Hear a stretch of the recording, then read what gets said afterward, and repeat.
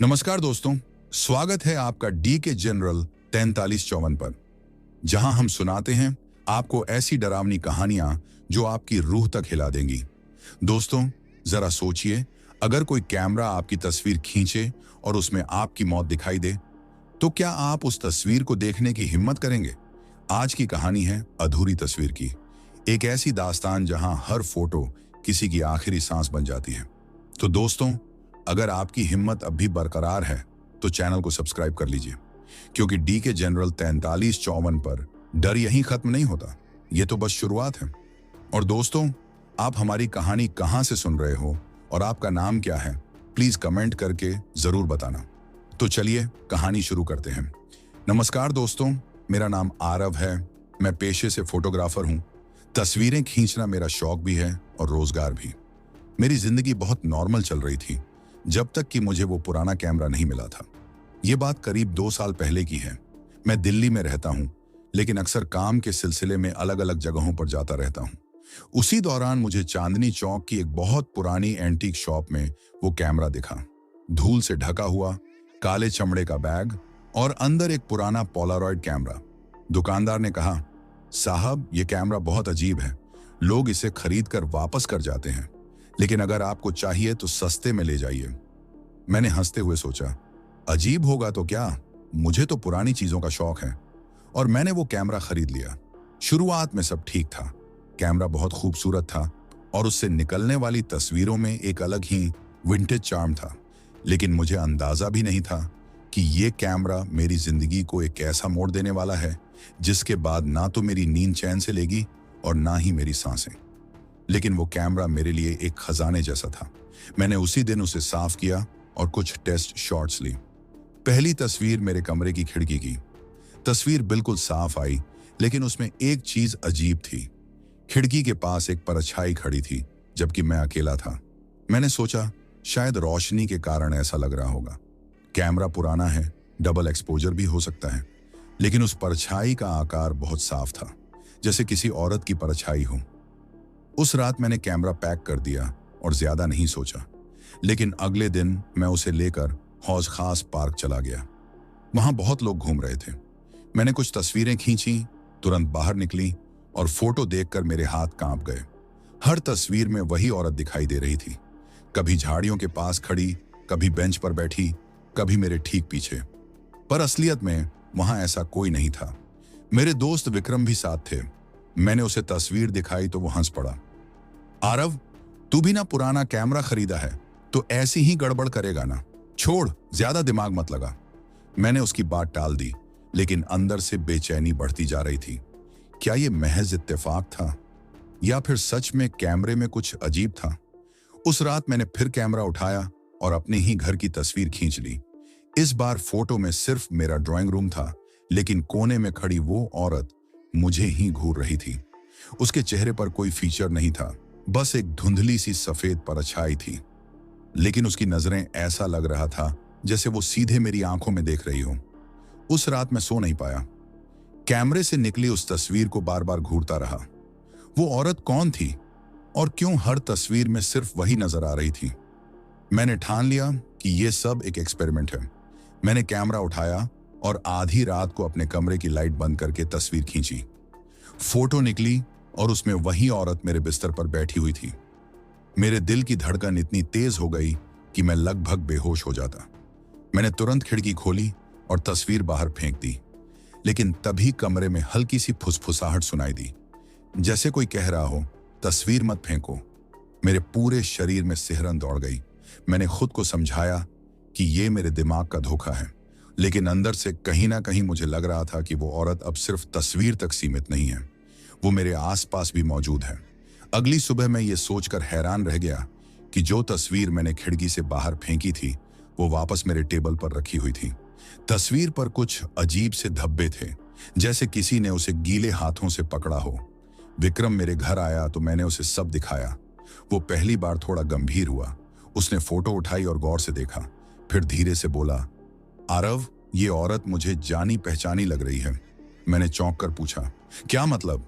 विक्रम ने कहा, कुछ महीने पहले अखबार में एक लड़की की मौत की खबर पड़ी थी। उसकी फोटो भी ऐसी ही थी, धुंधली। लेकिन चेहरा बिल्कुल वैसा ही। मेरे पैरों तले जमीन खिसक गई। क्या वो कैमरा किसी मरे हुए इंसान की आत्मा को दिखा रहा था, या फिर वो आत्मा उसी कैमरे में कैद थी? विक्रम की बात सुनकर मेरे होश उड़ गए। मैंने तुरंत इंटरनेट पर उस खबर को ढूंढना शुरू किया। काफी देर खोजने के बाद मुझे एक पुराना आर्टिकल मिला। दिल्ली यूनिवर्सिटी की छात्रा सिया की रहस्यमयी मौत, मृत्यु का कारण अज्ञात, पुलिस आज तक केस सॉल्व नहीं कर पाई। आर्टिकल में उसकी तस्वीर लगी थी और वो चेहरा बिल्कुल वही था जो मेरी फोटोज में बार बार आ रहा था। मेरी रीढ़ में ठंडी लहर दौड़ गई। मतलब कैमरे में दिखने वाली परछाई कोई और नहीं, बल्कि मरी हुई सिया की आत्मा थी। मैंने उस रात कैमरा छुपा दिया। सोचा कि अब मैं इससे कभी फोटो नहीं खींचूंगा। लेकिन अजीब बात यह हुई कि जैसे जैसे मैं कैमरे से दूर रहने की कोशिश करता, वैसे वैसे वो कैमरा मुझे अपनी ओर खींचता, जैसे कोई अदृश्य ताकत मुझे मजबूर कर रही हो। तीसरे दिन मैं हार मान गया। मैंने फिर कैमरा उठाया और एक फोटो ली। लेकिन इस बार तस्वीर में सिर्फ सिया नहीं थी, बल्कि मैं खुद भी दिखाई दे रहा था। और सबसे डरावनी बात, तस्वीर में मैं जमीन पर खून से लथपथ पड़ा हुआ था और सिया मेरी लाश के पास खड़ी मुस्कुरा रही थी। मेरे हाथ कांपने लगे। ये क्या था? क्या ये कैमरा भविष्य दिखाता है? क्या ये मेरी आने वाली मौत की तस्वीर थी? विक्रम ने वो फोटो देखी तो उसका चेहरा पीला पड़ गया। उसने मुझे कसकर पकड़कर कहा, आरव, ये कैमरा श्रापित है। तू इसे जितनी जल्दी हो सके फेंक दे, वरना तू सच में मर जाएगा। मैंने उसकी बात मान ली। मैंने कैमरा उठाकर सीधा यमुना किनारे गया और पूरे जोर से उसे नदी में फेंक दिया। पानी में बड़ी तेज छपाक हुई और मैंने चैन की सांस ली। लेकिन जैसे ही मैं घर लौटा, मेरे बेड पर वही कैमरा रखा हुआ था और उसके अंदर से एक ताजा फोटो निकली थी। उस फोटो में लिखा था, तेरे पास सिर्फ 7 दिन है। ये शब्द मेरी रूह तक को हिला गए। मैंने तस्वीर को बार बार घूरा। उसमें मेरा ही चेहरा था, डर से सफेद पड़ा हुआ, जैसे किसी ने मेरे अंदर की सारी उम्मीद खींच ली हो। मैंने विक्रम को फोन मिलाया और उसे सब दिखाया।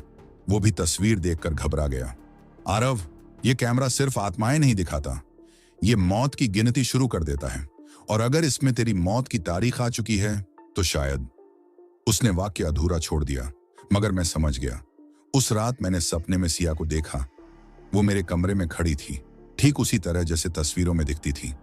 उसकी आवाज धीमी थी, लेकिन हर शब्द मेरे कान को फाड़ रहा था। 7 दिन बाद तू मेरे साथ होगा। सुबह उठते ही मेरे माथे पर पसीना था। मैं सोच भी नहीं पा रहा था कि यह सपना था या सच, क्योंकि मेरे टेबल पर एक और नई फोटो रखी हुई थी। उसमें मैं सोते हुए दिखाई दे रहा था। वही पोज, वही बिस्तर। मतलब ये तस्वीर कल रात सोते वक्त खींची गई थी। लेकिन कैमरा तो अलमारी में बंद था और मैंने उसे छुआ भी नहीं था। तो ये फोटो किसने ली? अब डर के साथ साथ मेरे अंदर शक भी पैदा हो गया। क्या ये कैमरा अपने आप चलने लगा था, या फिर सिया खुद तस्वीरें खींच रही थी? विक्रम ने कहा, आरव, हमें यह जानना पड़ेगा कि सिया की मौत कैसे हुई थी। शायद वही इस कैमरे और तेरे बीच का कनेक्शन है। हम दोनों ने फिर से रिसर्च शुरू किया। पता चला कि सिया की मौत अचानक हुई थी। वो कॉलेज से घर लौट रही थी, तभी उसकी सड़क दुर्घटना में मौत हो गई। लेकिन रिपोर्ट्स कहती थीं कि एक्सीडेंट बहुत रहस्यमयी था। ड्राइवर कभी पकड़ा ही नहीं गया और गाड़ी भी गायब हो गई। और सबसे चौंकाने वाली बात, मौत से ठीक 1 दिन पहले सिया ने अपने इंस्टाग्राम पर एक अधूरी फोटो पोस्ट की थी। उस फोटो में उसकी आंखें धुंधली थीं, जैसे कोई उसे मिटा रहा हो, और कैप्शन में उसने लिखा था, अगर मैं बच ना सकी तो मेरी अधूरी तस्वीर कोई पूरी करेगा। सिया की आखिरी पोस्ट पढ़कर मेरी रूह कांप गई। मेरी अधूरी तस्वीर कोई पूरी करेगा। इसका मतलब क्या था?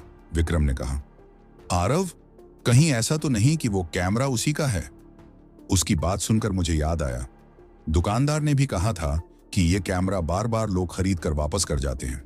शायद उनमें से किसी को ये कैमरा सिया तक पहुंचा था और वही उसकी मौत की वजह बना। उस रात मैं फिर कैमरे के पास गया। डर के बावजूद जिज्ञासा इतनी बढ़ चुकी थी कि मैंने खुद को रोक नहीं पाया। मैंने कैमरे से एक फोटो खींची, इस बार आईने के सामने खड़ा होकर। फोटो बाहर निकली और मैं उसे देखकर जड़ हो गया। आईने में मैं खड़ा था, लेकिन मेरी आंखों में खून भर आया था और पीछे सिया खड़ी थी। उसका चेहरा अब धुंधला नहीं था, इस बार वो बिल्कुल साफ दिख रही थी। बड़ी बड़ी आंखें, बिखरे बाल और होठों पर हल्की मुस्कान। और सबसे डरावनी बात, उसके हाथों में वही कैमरा था जो मेरे पास था। मैंने फोटो गिरा दी और कांपते हुए पीछे हट गया। तभी कैमरे से अपने आप क्लिक की आवाज आई। मैंने उसे छुआ भी नहीं था, लेकिन एक और फोटो बाहर निकली। उसमें लिखा था 6 दिन बचे हैं। अब मुझे यकीन हो गया कि ये खेल मेरे हाथ से निकल चुका है। ये कैमरा मुझे सिर्फ मौत की झलक नहीं दिखा रहा, बल्कि मुझे उसी कहानी का हिस्सा बना रहा था जिसमें सिया फंसी थी। विक्रम ने मुझे समझाया, आरव, हमें उस दुकान वाले से मिलना पड़ेगा। शायद उसे इस कैमरे की असली सच्चाई पता हो। अगले ही दिन हम दोनों चांदनी चौक की उस एंटीक शॉप पहुंचे, लेकिन दुकान बंद थी।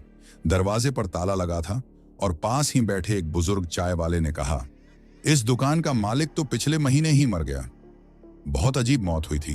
कहते हैं उसकी लाश कमरे में पड़ी मिली और हाथ में यही कैमरा था। मेरे पैरों से जैसे ताकत ही निकल गई। मतलब ये कैमरा मौत बांट रहा था। और उसके बाद मेरी बारी थी। चाय वाले की बात सुनकर मेरे रोंगटे खड़े हो गए। कैमरा पहले दुकानदार की मौत का कारण बना था और अब उसकी अगली शिकार मेरी बारी थी। मैंने विक्रम की तरफ देखा। उसका चेहरा भी पीला पड़ चुका था। उसने धीरे से कहा, आरव, ये कैमरा छोड़, कहीं भाग चल। हो सकता है इससे छुटकारा मिल जाए। लेकिन मैं जानता था कि ये इतना आसान नहीं है।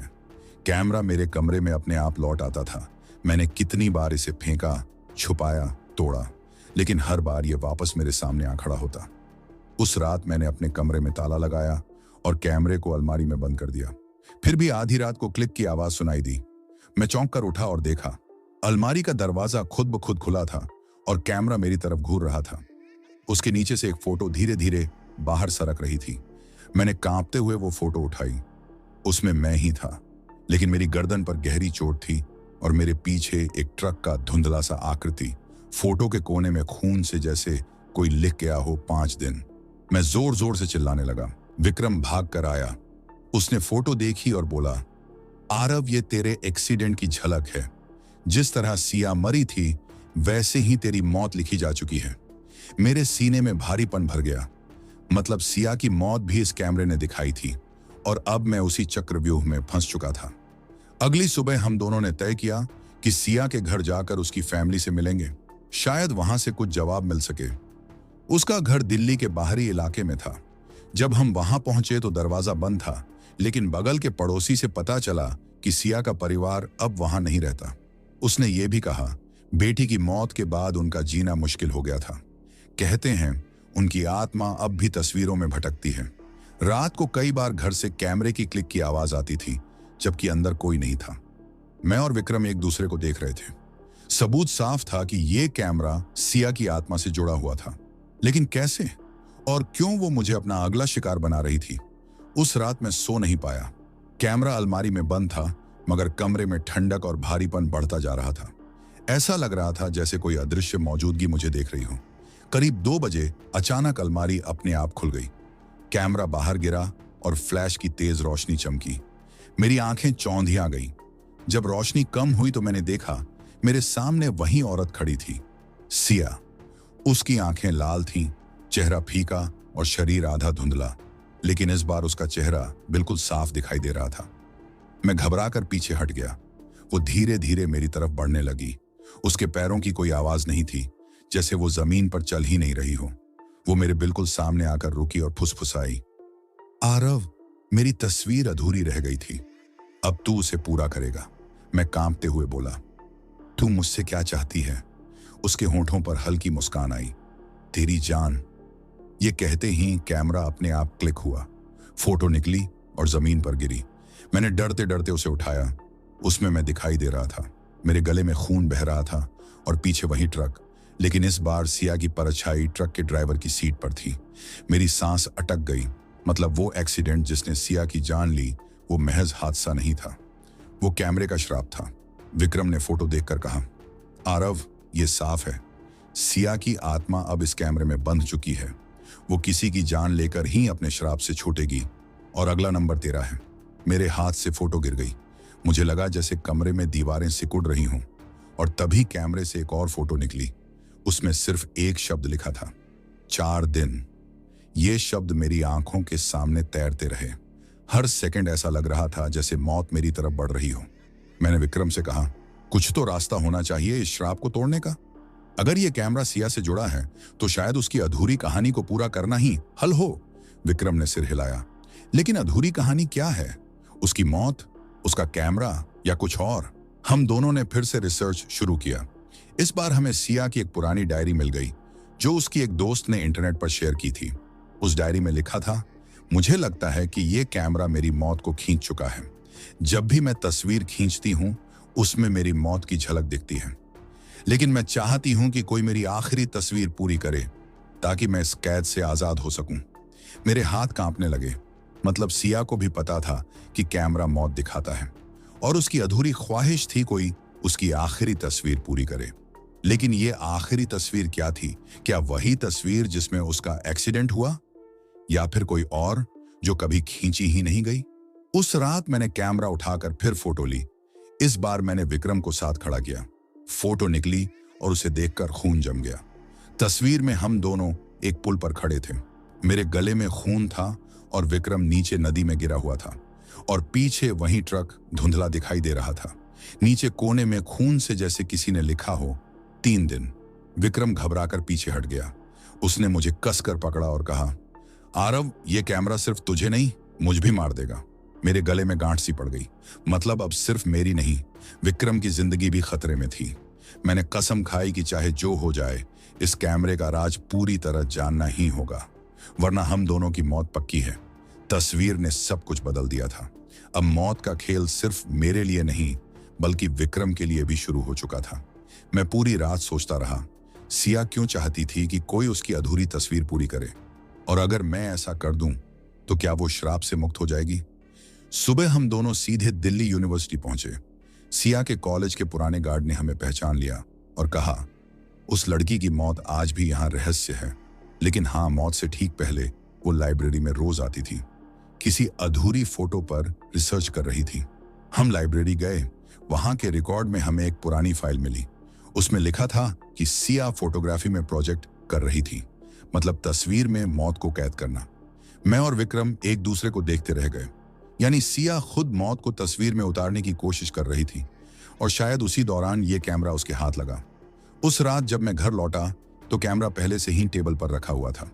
उसके पास एक नई फोटो निकली हुई थी। उसमें सिया की परछाई थी और उसके नीचे लिखा था, मेरी तस्वीर अधूरी है, पूरा कर नहीं तो तू भी मेरे साथ कैद हो जाएगा। मेरे पूरे शरीर में कंपी दौड़ गई। मतलब अब यह साफ था कि अगर मैं उसकी आखिरी अधूरी तस्वीर पूरी नहीं करता तो मेरी आत्मा भी उसी कैमरे में कैद हो जाएगी। विक्रम ने फोटो देखी और गुस्से में कैमरा उठाकर जमीन पर पटका, लेकिन कैमरा जरा भी नहीं टूटा, बल्कि उसी वक्त उससे एक फोटो निकली। उसमें विक्रम खून से लथपथ पड़ा था और नीचे लिखा था 2 दिन। मैंने पहली बार विक्रम के चेहरे पर डर देखा। वो कांपते हुए बोला, आरव, अब बस, हमें ये तस्वीर ढूंढनी ही होगी, सिया की अधूरी तस्वीर, वरना हम दोनों खत्म हो जाएंगे। विक्रम की आंखों में पहली बार मैंने मौत का डर देखा। हम दोनों जानते थे कि अब वक्त बहुत कम था, सिर्फ 2 दिन। हमने तय किया कि सिया की अधूरी तस्वीर किसी न किसी रूप में अभी भी मौजूद होगी। शायद उसके घर में, शायद कॉलेज में, या शायद उसी जगह पर जहां उसकी मौत हुई थी। हम सबसे पहले उसके पुराने घर गए। दरवाजे पर ताला लगा था, लेकिन हम किसी तरह अंदर पहुंचे।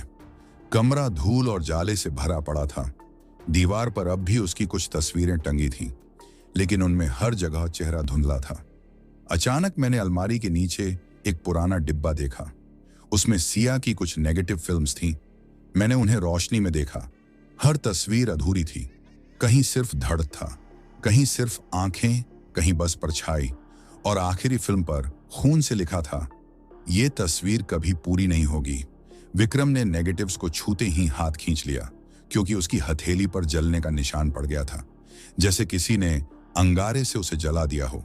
उसी वक्त कैमरे से अपने आप क्लिक की आवाज आई। हम दोनों ने चौंक कर देखा।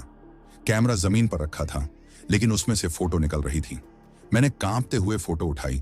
उसमें मैं और विक्रम उसी कमरे में खड़े थे, लेकिन मेरे पीछे दीवार पर खून से लिखा था, कल आखिरी दिन है।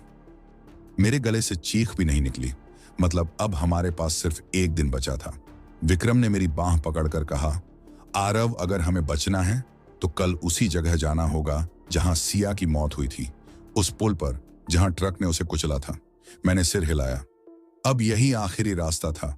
या तो हम वहां जाकर उसकी अधूरी तस्वीर पूरी करें या फिर अपनी जान गंवा दें। अगली रात हमारी जिंदगी की सबसे खतरनाक रात थी। मेरे पास अब खोने के लिए कुछ नहीं बचा था। कैमरे से निकली आखिरी तस्वीर साफ बता चुकी थी कि कल मेरा अंत है। विक्रम और मैं कार लेकर उस पुल की ओर निकल पड़े जहां सिया की मौत हुई थी। रात का समय, सड़क सुनसान और आसमान पर बादल छाए हुए। सिर्फ स्ट्रीट लाइट्स की पीली रोशनी धुंधली सी चमक रही थी। जैसे ही हम पुल के बीच में पहुंचे, मेरी रीढ़ में ठंडी लहर दौड़ गई। यही वह जगह थी जहां पर सिया ने आखिरी सांस ली थी। अचानक कार अपने आप बंद हो गई। हेडलाइट्स झपक कर बुझ गई। चारों तरफ सन्नाटा छा गया। मैंने कांपते हुए कैमरा निकाला। तभी तेज हवा का झोंका आया और पुल पर अजीब सी सरसराहट होने लगी। और अगले ही पल सामने सड़क पर वही ट्रक दिखाई दिया। उसकी हेडलाइट्स इतनी तेज थीं कि आंखें चौंधियां गईं। इंजन की गड़गड़ाहट कान फाड़ रही थी, लेकिन ड्राइवर की सीट पर इंसान नहीं, सिया की परछाई बैठी थी। विक्रम चीख पड़ा, आरव, यही वो पल है, तस्वीर खींच। मेरे हाथ कांप रहे थे, लेकिन मैंने हिम्मत जुटाई और कैमरे से क्लिक किया। फोटो बाहर निकली। उसमें सिया ट्रक में नहीं बल्कि पुल के बीच खड़ी थी। उसकी आंखें खाली थीं, चेहरा विकृत और होठों पर खून से सनी मुस्कान। अचानक ट्रक जोर से हॉर्न बजाता हुआ हमारी तरफ बढ़ा। मैं और विक्रम बचने के लिए दोनों तरफ कूद पड़े। ट्रक हमारे बीच से गुजरा, लेकिन सड़क पर कोई टायर के निशान नहीं थे। ट्रक गायब हो चुका था, लेकिन कैमरे से फिर क्लिक की आवाज आई। इस बार फोटो पर साफ लिखा था, आज आखिरी रात है। मेरे गले से चीख निकल गई। मतलब अब फैसला इसी पुल पर होना था। या तो मैं सिया की अधूरी तस्वीर पूरी करूं, या फिर मेरी तस्वीर भी अधूरी रह जाएगी। पुल पर खामोशी छा गई थी। सिर्फ हवा के झोंके और हमारी हड़बड़ाई हुई सांसें सुनाई दे रही थीं। लेकिन हमें अंदर से महसूस हो रहा था कि यही वो जगह है जहां सिया इंतजार कर रही है। कैमरा मेरे हाथ में था। मेरी उंगलियां कांप रही थीं, लेकिन मुझे पता था कि अब भागने का कोई रास्ता नहीं है। ये उसकी आखिरी तस्वीर का खेल था। अचानक ठंडी धुंध ने पुल को घेर लिया। हम दोनों को कुछ भी साफ नहीं दिख रहा था। धुंध के बीच से कदमों की आवाज आई, धीमी औरत के पैरों जैसी, और फिर वो सामने खड़ी थी सिया। इस बार उसका चेहरा पूरी तरह साफ था। आंखें गहरी काली, बाल खुले हुए और शरीर से धुंध निकल रही थी, और उसके हाथ में खून से सना दुपट्टा था। उसने मेरी तरफ देखा और धीमे स्वर में कहा, आरव, मेरी तस्वीर अधूरी है, तू ही इसे पूरा करेगा अपनी मौत से। मेरे दिल की धड़कन इतनी तेज हो गई कि कान फटने लगे। विक्रम ने चिल्लाकर कहा, नहीं, अगर यही खेल है तो हम इसे खत्म करेंगे। उसने कैमरा मेरे हाथ से छीनकर सिया की फोटो लेने की कोशिश की, लेकिन क्लिक होते ही विक्रम जमीन पर गिर पड़ा। उसके सीने से खून बहने लगा और कैमरे से निकली फोटो में वही दृश्य दिखाई दिया। मेरे हाथ पांव सुन्न हो गए। मतलब कैमरा जिसको कैद करता है, उसकी मौत उसी पल तय हो जाती है। सिया ने मेरी ओर हाथ बढ़ाया, तेरा वक्त आ गया है, तेरी तस्वीर आखिरी होगी, फिर मैं आजाद हो जाऊंगी। मैं पीछे हटता गया। कैमरा मेरे पैरों के पास गिरा हुआ था। मैंने कांपते हुए उसे उठाया, लेकिन फोटो लेने के बजाय मैंने कैमरे का लेंस उसकी तरफ घुमा दिया। अगर तू चाहती है कि तेरी अधूरी तस्वीर पूरी हो, मैंने दांत भींचते हुए कहा, तो इसे मैं नहीं, तू खुद पूरी करेगी। मैंने शटर दबा दिया। क्लिक। कैमरे से फोटो निकली। उसमें सिर्फ सिया थी।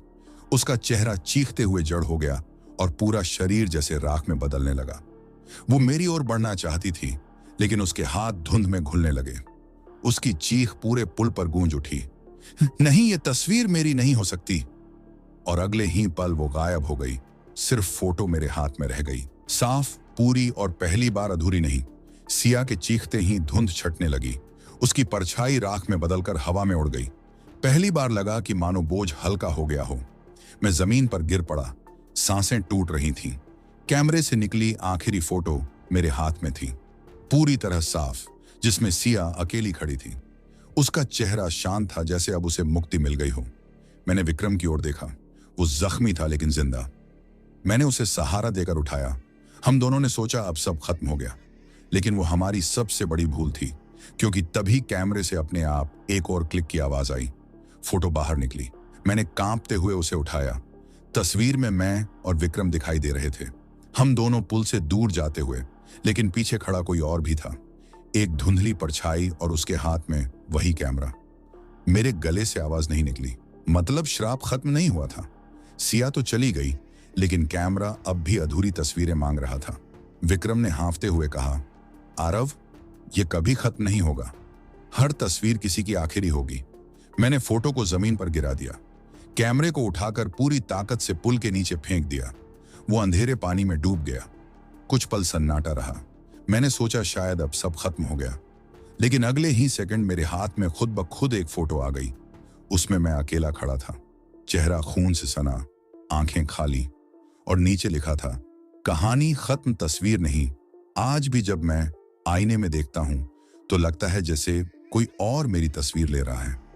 कैमरा मैंने फेंका था, लेकिन उसकी क्लिक की आवाज अब भी कभी कभी सुनाई देती है। शायद अगली अधूरी तस्वीर आपकी हो। तो दोस्तों, कैसी लगी आपको ये डरावनी कहानी? क्या आपने भी कभी सोचा था कि एक तस्वीर इंसान की जिंदगी छीन सकती है? अगर इस कहानी ने आपकी रूह तक हिला दी हो तो अभी के अभी चैनल डी के जनरल 4354 को सब्सक्राइब कर दीजिए, क्योंकि अगली बार जो कहानी आएगी वो शायद और भी ज्यादा खतरनाक हो। याद रखिए, आपका एक सब्सक्राइब ही हमें और ऐसी डरावनी कहानियां लाने की हिम्मत देता है। तो जल्दी से सब्सक्राइब बटन दबाइए, घंटी बजाइए और तैयार रहिए, क्योंकि अगली बार डर आपके दरवाजे पर दस्तक देने वाला है। तो चलिए मिलते हैं अगली डरावनी और रहस्यमयी कहानियों के साथ। तब तक अपना ख्याल रखें। धन्यवाद।